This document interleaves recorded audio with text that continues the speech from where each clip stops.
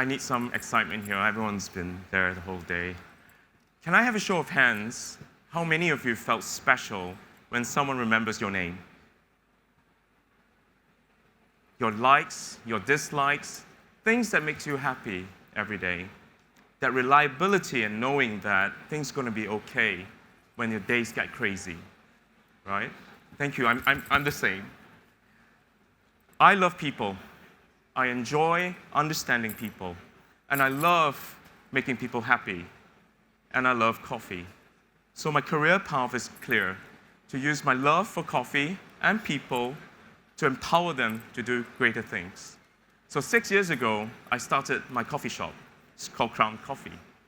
And that place is where I met the most amazing people. My customers became friends, customers, partners. And you get all sorts of people coming through the coffee shop on a daily basis. There was this lady there, sitting there one day. She looks kind of anxious. So I went up to her, "Are you okay? How are you doing?" She said, "I'm waiting for my interview." I said, "Oh, so what would you like?" "I'd like a cappuccino, please." Gave her a warm cappuccino. "Calm down. You'll be all right." Businessmen having off-site meetings in my cafe, practicing their next business pitch. I said, "Guys, let's have a round of coffee. Get inspired, and tell me when you win that deal." And secretaries, my favorite. Secretaries are the best. They bring us a lot of business. They're my darlings. And interns buying coffee for their bosses.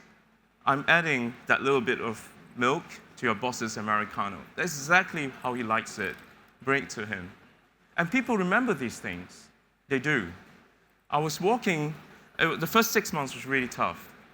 And then I was always in the cafe, and I was walking out to the mall one day, and these two ladies walking towards me, seemingly talking about me, and pretending not so. And I was walking past, I heard them whispering, it's the coffee guy. I'm like, yeah, of course, I'm the coffee guy. Unknowingly, I became that coffee guy that remembers the little things about them, the little dopamine that I put into their lives. And they appreciate that. If John doesn't come in by 8:45 in the morning, he's either not working today or he's not going to turn up for work. John never misses his morning coffee. We became the spot for coffee amongst all the tech companies and creative agencies around our area. And we started getting offers to open up more shops to replicate the coffee vibes that we created. By the fourth shop, it became clear to me that amongst all the different customers that come through to us, one core thing brings them back. That's the reliability and understanding, really getting that warm, consistent customer experience in our coffee shop. Then I realized that I was the human CRM. I'm that Google Drive that has all my customer data. I knew what they like, what they dislike, when they're getting the promotion, which company they're from. And then that became a problem. How can I replicate Keith? I wish I could clone 1,000 Keiths so that I don't have this problem, right? I can scale. I wish I could clone, so I'm reading off this. And so the reality is there are a lot of challenges, right, between myself and my aspiration. 3 key challenges that I faced. First one is labor. In Singapore, labor is a real challenge to attract the talents, to instill that passion in them, right? And to pay them well, pay the rent, pay for food costs, and still make a profit. It's really, really tough. And we're relying on a lot of transient workers, university graduates, who are looking for the permanent jobs. We were the stop-go, that 6 months between the jobs. We train, and they go. We train, and they go. It's really tough. Real estate, location, location, location. You want the best location. This is a make or break. If you have a good location, your business will thrive. But good locations are expensive, and it's a big cost driver. The third one, quality and consistency. I always say, if conditions are right, with a trained barista, you can make a perfect coffee. But try doing 1 million cups of coffee of that same quality. It's tough. So the dilemma. Here I am, built something that I have pride for, my customers, my love for my customers. I forced out shops. Do I scale with all these problems? Or do I then scale down and have two and then have full control over my quality and consistency? Or can I then look into technology to help me scale this business? So I had to rethink the business and think, what is it that matters? What is it that makes us tick? What is it that makes us special? You know, coffee is something you have first thing in the morning, every day. It's my double shot piccolo with that little bit of foam on top. Nothing more, nothing less. Always the same thing. It's my comfort drink. It's something that I have on a daily basis. It's repeat, repeat, repeat. It's a ritual. So the last thing you want in the morning is to have that snaking queue, 20 minutes wait for your coffee, isn't it?